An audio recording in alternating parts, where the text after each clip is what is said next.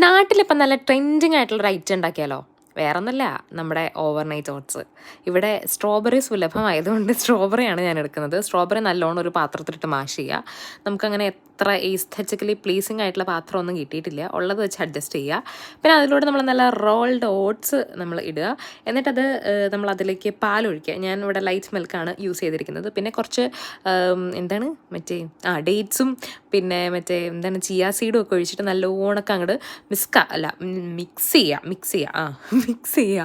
Mix ചെയ്ത ശേഷം അതിലൂടെ നമ്മൾ കുറച്ച് തേൻ ഹണി ഒഴിക്കുക. എന്തിനാണ്? മധുരത്തിന്. അപ്പോൾ ഹണിയും കൂടെ ഒഴിച്ച് നമ്മൾ നന്നായിട്ട് മിക്സ് ചെയ്തിട്ട് ഈ സാധനം നമ്മൾ ഈ മിശ്രിതം അടച്ച് നമ്മൾ ഫ്രിഡ്ജിൽ കയറ്റും.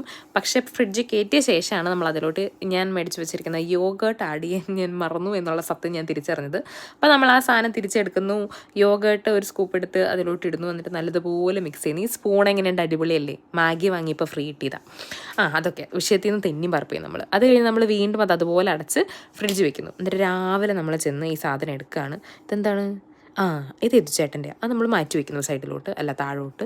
അത് കഴിഞ്ഞിട്ട് നമ്മുടെ ആയിട്ട് നമ്മൾ പുറത്തോട്ട് എടുക്കുന്നു.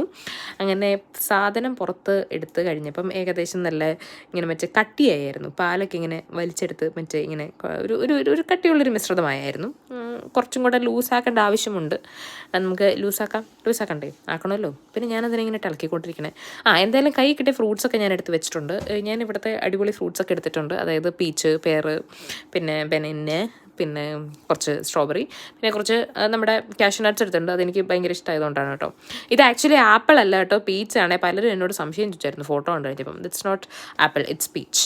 അത് കഴിഞ്ഞിട്ട് നമ്മൾ ഇതെല്ലാം കൂടെ കുത്തി അങ്ങോട്ട് ഇളക്കുക. ഞാൻ മറന്നുപോയി. എന്തൊക്കെയോ. എന്നിട്ട് നമ്മളതിലോട്ട് പാല് മിക്സ് ചെയ്യുക. ഞാൻ ഏതോ സിനിമ ഡയലോഗ് ഓർക്കാൻ പോയതാണ് ഗൈസ് അതിൻ്റെ ഇടയ്ക്ക്. കടുകുറ അതുപോലെ എന്തോ ഒരു സാധനം ഞാനിങ്ങനെ ബ്രെയിനിൽ ഇങ്ങനെ ആലോചിച്ചതാണ്. പക്ഷെ അത് കയ്യിൽ നിന്ന് പോയി. എന്തായാലും നമ്മളിതൊക്കെ നന്നായിട്ട് മിക്സ് ചെയ്ത് പാലും ആഡ് ചെയ്ത ശേഷം നമ്മളൊരു ഇങ്ങനെ കഴിച്ചു നോക്കുകയാണ്. പൊതുവേ എനിക്ക് പാൽ അത്ര ഇഷ്ടമല്ലാത്ത ആളാണ്. ഇതിനു വേണ്ടി മാത്രം ഞാൻ പാല് വാങ്ങിയതാണ് ഉണ്ടാക്കാൻ വേണ്ടി. അല്ലാതെ ഞാൻ പാൽ ഉപയോഗിക്കാത്ത ആളാണ്, കഴിക്കാത്ത ആളാണ്. പക്ഷേ എനിക്കിഷ്ടമായി. ഞാൻ ഇഷ്ടാവില്ല എന്നാണ് വിചാരിച്ചത്. പാലിൻ്റെ ടേസ്റ്റ് എനിക്ക് ഇഷ്ടപ്പെടില്ല എന്ന്. പക്ഷേ പാലിൻ്റെ ടേസ്റ്റ് ഒന്നും ഇല്ല കേട്ടോ. ബാക്കി ഫ്രൂട്ട്സിൻ്റെയൊക്കെ ടേസ്റ്റാണ്. നല്ല ഫില്ലിംഗ് ആണ്, വയറ് നന്നായിട്ട് നിറയും. അപ്പോൾ എനിക്ക് സംഭവം ഇഷ്ടമായി. അടിപൊളിയാണ്. എല്ലാവരും ട്രൈ ചെയ്ത് നോക്കുക.